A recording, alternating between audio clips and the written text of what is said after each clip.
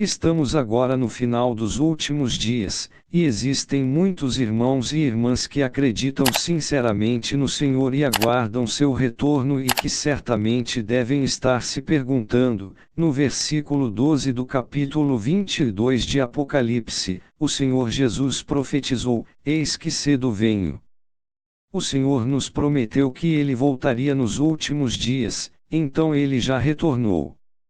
Essa pergunta realmente é muito importante para nós cristãos. Então, como, exatamente, podemos saber se o Senhor realmente retornou ou não?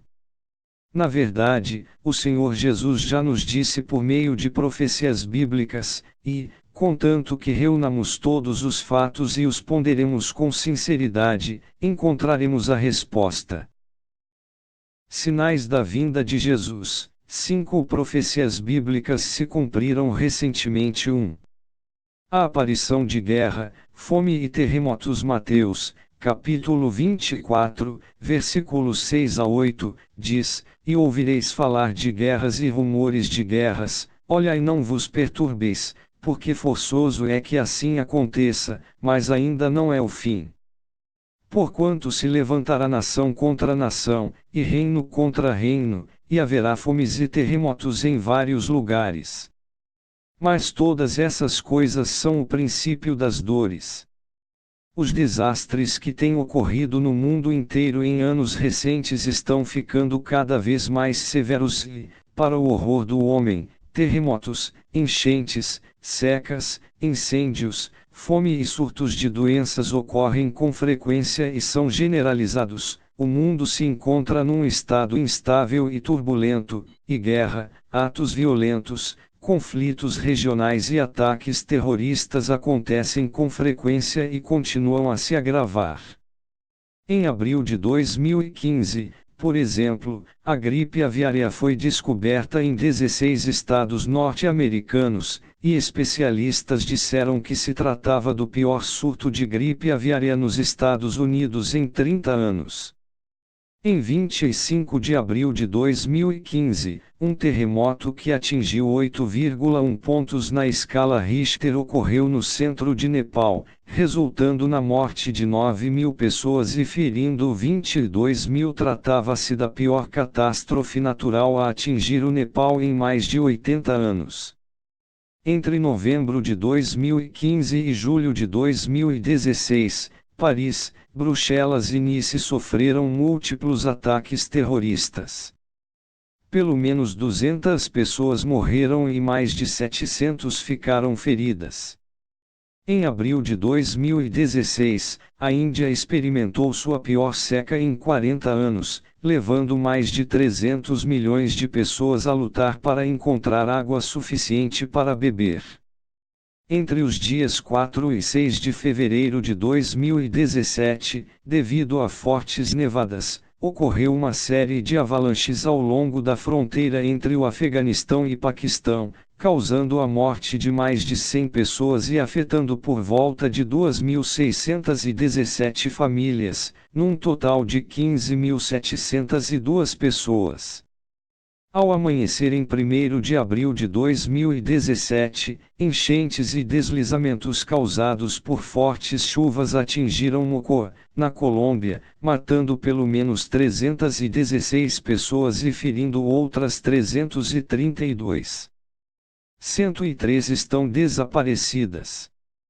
Esse foi o terceiro desastre relacionado ao clima na história da Colômbia e é considerado o pior desastre a atingir Mocoa.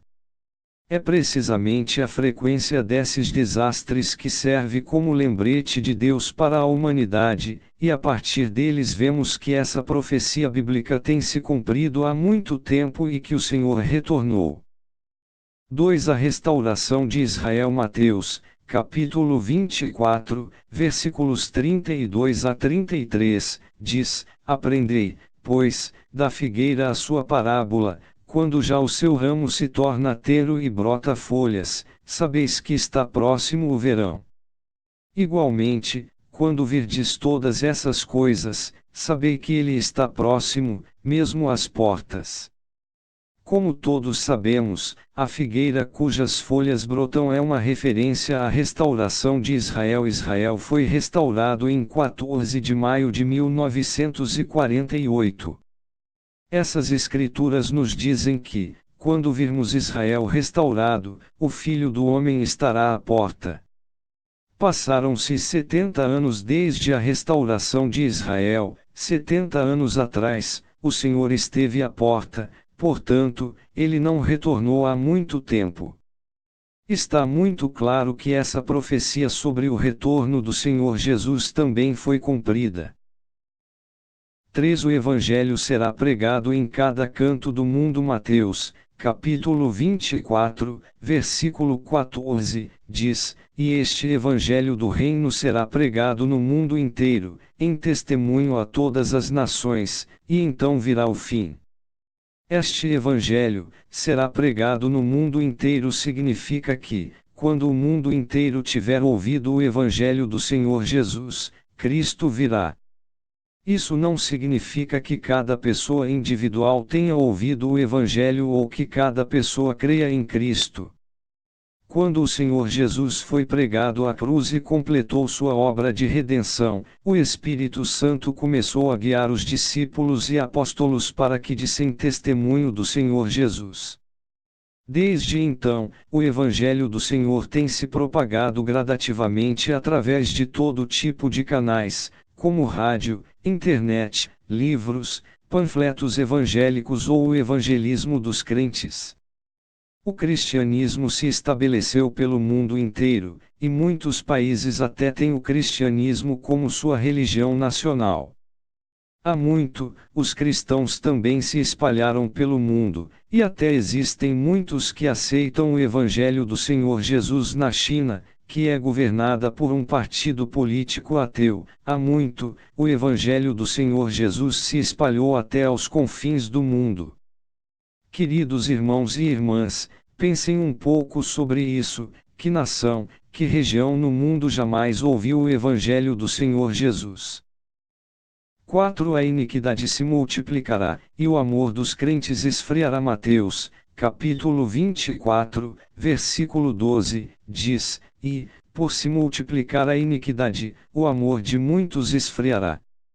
Atualmente, a iniquidade está aumentando no mundo da religião, e ele está agora sem a obra do Espírito Santo ou a presença de Deus. Mesmo que alguns pareçam ter uma crença fervorosa, eles continuam a seguir a senda do mundo. A cobiça de riquezas está amplamente difundida entre os crentes. Alguns vendem todo tipo de bens em suas igrejas, alguns entram no mundo dos negócios, e alguns têm fábricas e se ocupam fazendo dinheiro. Não pensam em trabalhar para o Senhor e vivem enredados em emaranhamentos mundanos.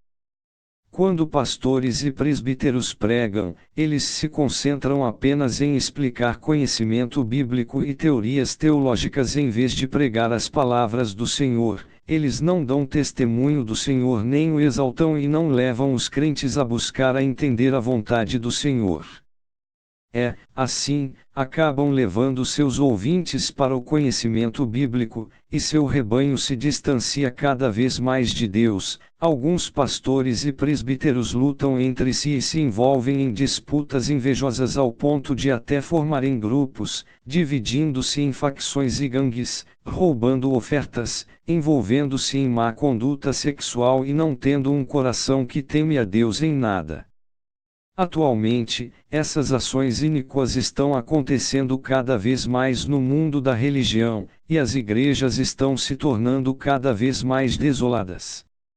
Essas coisas inevitavelmente nos lembram do fim da era da lei, quando o templo, que anteriormente estivera cheio da glória de Jeová, ficou desolado, os sacerdotes faziam sacrifícios pobres e o templo se transformou em um mercado. Existe alguma diferença entre as igrejas de hoje e o templo no fim da era da lei? Isso nos mostra que essa profecia bíblica foi totalmente cumprida e que o Senhor retornou.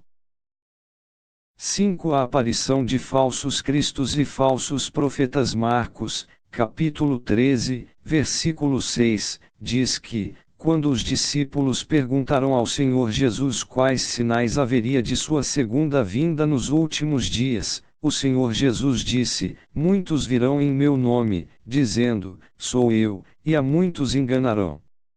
E está registrado em Mateus, capítulo 24, versículo 24, porque hão de surgir falsos cristos e falsos profetas, e farão grandes sinais e prodígios, de modo que, se possível fora, enganariam até os escolhidos. O Senhor profetizou que, quando ele retornasse nos últimos dias, apareceriam falsos cristos e falsos profetas. Ao longo dos últimos anos, falsos cristos e falsos profetas têm aparecido um após o outro em países como a China, a Coreia do Sul e o Japão. Eles se chamam de Cristo e não só tentam se fazer passar com o nome de Jesus, mas também tentam imitar os sinais e as maravilhas do Senhor Jesus, curando os enfermos, expulsando demônios, etc. A partir da aparição de tantos falsos cristos, podemos ver que essa profecia referente ao retorno do Senhor Jesus foi cumprida, pois quando cristos falsos aparecem, o verdadeiro Cristo já veio. Neste momento, deveríamos tomar ainda mais a iniciativa e buscar a aparição e a obra de Deus. Talvez alguns irmãos e irmãs digam, agora tantos falsos cristos e falsos profetas têm aparecido. Se tomarmos a iniciativa de buscar e investigá-los, o que devemos fazer se formos enganados?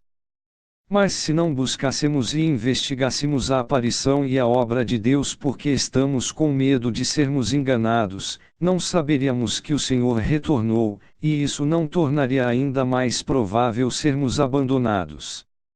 Não estaríamos deixando de comer porque temos medo de engasgar e perdendo muito para salvar um pouco.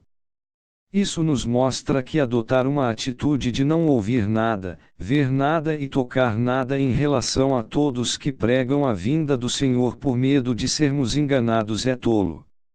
Se quisermos acolher o retorno do Senhor Jesus, então é crucial sabermos diferenciar entre falsos cristos e o verdadeiro Cristo. Apenas assim podemos acolher o Senhor e não ser enganados. Quais, então, são as características de um falso Cristo? O Senhor Jesus disse, porque hão de surgir falsos cristos e falsos profetas, e farão grandes sinais e prodígios.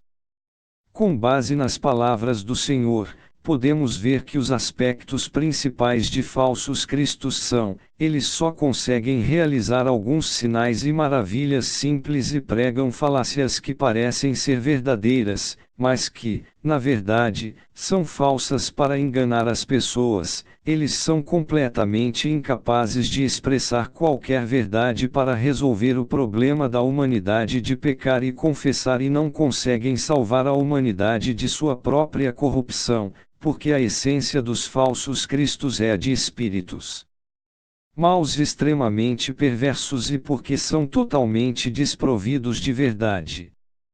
Apenas Cristo é a verdade, o caminho e a vida. Apenas Cristo pode expressar a verdade, mostrar-nos o caminho e nos prover com vida.